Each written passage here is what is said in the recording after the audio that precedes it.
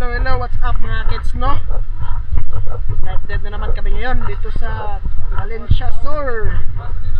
Kasama ko ngayon si Serge Akdimor. Let's go, shout out sa aking asawa, I love you.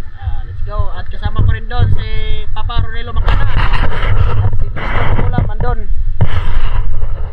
Uminom pa ng tubig kasi nauhaw daw siya. At papunta na kami ngayon sa may dagat mga kids, no? Abangan ninyo lang kung may mahuli kami. Sana'y pagpalaan tayo ngayon, no? At mag-claim natin yung blessing natin. So hello, what's up mga kids to? Ayan, nag-prepare na kami dito. Ayan, nag-defogging kami. So pagkatapos dito mga kids ay mag-dive na tayo. So abangan na lang mga kids. Woo!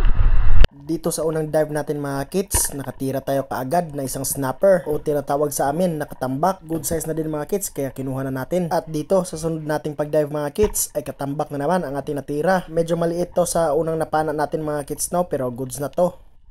Dito naman sa next dive natin mga kids ay nakatira tayo na isang timbungan. Di na natin to pinalagpas din mga kids, no, pangdagdag na din sa huli natin since malabo yung spot natin kaya dapat may mahuli tayo. Dito naman mga kids nadaplis lang yung tira natin kaya yun nakawala tuloy. Dito naman sa next dive natin mga kids ay nakatira tayo na isang sea bream or tinatawag sa amin na silay. May kalakihan na din yung isda mga kids, no, kaya yun kinuha na natin.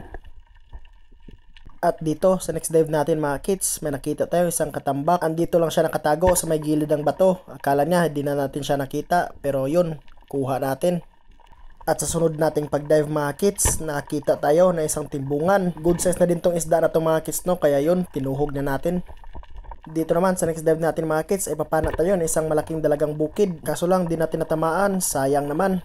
At sa next dive naman natin mga kids ay isang katambak na naman ang ating natira. At dito sa sunod nating pag-dive mga kids nakahanap tayo na isang uhawon. Kaso lang nadaplis yung pagkatira natin, medyo napataas yung tira natin mga kids. Kaya yun nagdali-dali tayong mag-reload ng ating pana. Buti na lang hindi lumangoy ng malayo yung isda mga kids. Kaya yun pagkatapos natin mag-reload dinali-dali nating habulin yung isda. At yun mga kids nakita pa natin kaya dali-dali tayong lumapit sa isda para makuha natin. Buti na lang mga kids, no, napuruhan din natin. Sayang naman tong isda na to, malaki pa naman. At dito mga kids, katambak na naman ang ating natira. Halos the same size lang lahat yung mga katambak na natira natin mga kids, no? Pero goods na rin to mga kids, pang dagdag. Dito naman sa sunod nating pag-dive mga kids ay nakatira tayo na isang malaking dalagang bukid. Sinigurado ko na talaga mga kids na matamaan natin. Dito naman sa next dive natin mga kids, dalagang bukid na naman ang ating nakita. At yun mga kids, di na natin pinalagpas. Marami talagang ganito kalaki na dalagang bukid dito sa spot mga kids, no? Dati pa tong mga kids at palagi na din tayong nakakahuli ng mga dalagang bukid dito. Dito naman sa sunod nating pag-dive mga kids ay nakatira tayo na isang long nose emperor. Hindi masyadong malaki din to mga kids, no, pero good size na din. Dito naman sa sunod nating pag-dive mga kids, long nose emperor naman ang ating natira. Nasaan kaya yung mga malalaking long nose emperor na to mga kids, no? Dito naman mga kids nakita tayo na isang malaking dalagang bukid nakasilong lang sa may batuhan. Kaya yun, na stone shot pa natin, di na siya nakapaglaban pa. At dito sa sunod nating pag-dive mga kids, long nose emperor na naman ang ating natira. At dito mga kids, may nakita tayong isang surgeonfish or indangan sa ilalim ng batuhan. Kaya di na natin to pinalagpas din mga kids kasi dagdag na din to sa huli natin. Good size pa naman. Dito naman mga kids, nakapana tayo ng isang sweet lips. At pagkatapos natin tong mapana mga kids, ay nagdali-dali tayo ng reload kasi may nakita tayong isang goatfish sa may giliran niya. At nung natapos tayong mag-reload mga kids, ay hinanap natin yung goatfish. Kaso lang, di natin mahanap. Pero nung pagtingin natin sa may unahan mga kids, may biglang nagsilaw. At yun pala, ito ay isang big eye trevally or tinatawag sa amin na ingatan. Akala ko talaga mga kids matira natin to kasi palapit na sa atin, kaso lang bigla siyang lumihis kaya yun di natin natira. Kaya move on tayo mga kids at dito ay nakatira tayo na isang surgeonfish or tinatawag sa amin na indangan. Dito naman sa sunod nating pag-dive mga kids nakatira na naman tayo na isang goatfish or timbungan. Pangdagdag na din to sa huli natin mga kids, no? Dito naman mga kids, nakatira na naman tayo na isang snapper or tinatawag sa amin na katambak. Good size na din mga kids, kaya yun, tinuhog na natin. At dito mga kids, sa sunod nating pag-dive ay may kakaibang isda na nasa buhangin. At nung tinignan natin na maigi, isang flounder pala. May kalakihan na din mga kids, no? At tumimbang to pagdating namin sa bahay ng 7 grams mga kids. Dito naman mga kids, sa next dive natin ay may nakita tayong dalawang yellow spine dravet fish or tinatawag sa amin na tagbagol. Hinanapan natin ang angle mga kids no para madoble at yun, nadoble natin. Kaya sulit din yung pag-dive natin mga kids kasi sa isang dive, nakadalawang isda kagad tayo.